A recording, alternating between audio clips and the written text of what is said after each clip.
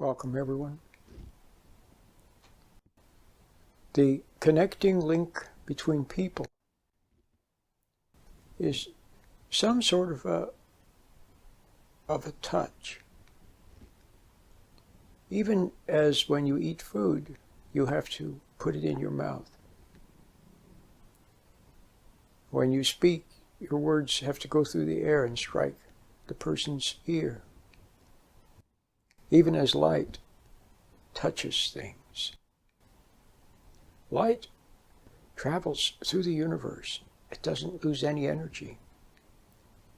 It travels light years, millions of miles. But when it strikes an object, it gives its heat and light to that object. Is that not beautiful? So, when you touch something or touch someone, something is conveyed, isn't it? Something is conveyed. Now, fortunately, we have words that we can talk and convey something. But what I would like for you to see is that when it comes to human beings, there's a receptivity factor. There is too, even when light touches something. Some things receive the light well and absorb it. Some bounce it back. And so on. So, it depends on how you receive. So, if you hear the truth, how do you receive it? Do you resent the truth? Or do you welcome it? Is the truth a bit painful to know the truth about yourself? And yet, though it's a bit painful, you don't resent it because you know it's true. Very important how you receive things. Then having received it, then you act upon it. You all know that you can tell somebody something. What's the old expression? You can lead a horse to water, but you can't make it drink. You can tell somebody something. How many parents have told their kids over and over again, if you don't do such and such, then such and such will happen. If you don't change the oil in your car, if you don't check the pressure in your bicycle tire, if you don't brush your teeth, parents tell the child over and over again.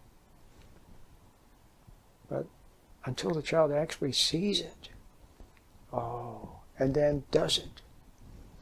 And it is okay if a proper instruction from a parent is followed by the child, even though the child doesn't really understand why. That's fine, especially with little children, little protocols of discipline and hygiene and so forth. And they just do it because it's a habit. That's what you do. Before you go to bed, you brush your teeth.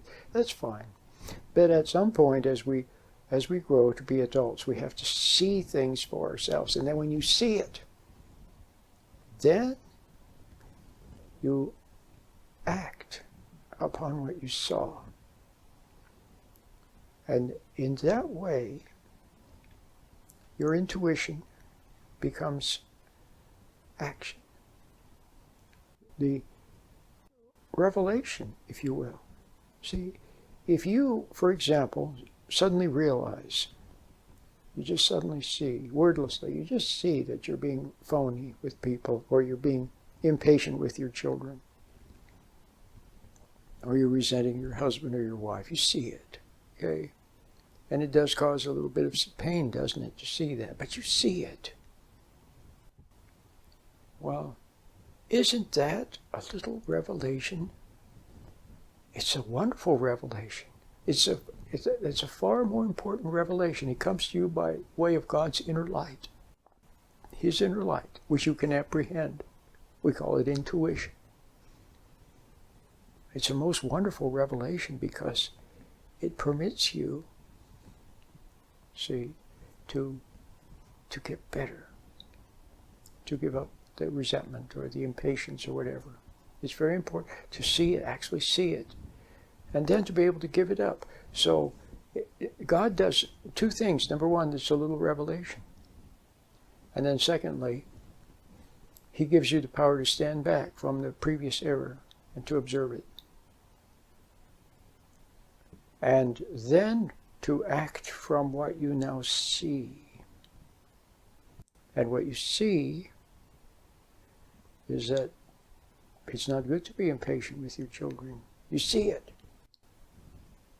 And so, what is there for you to do? In a sense, nothing, other than just see it. Then the next time, you won't be impatient. You see? So, I think I'll end the little video here. I've talked about some very interesting things. And hopefully it'll be a little catalyst to get you thinking along these lines. My name is Rowan.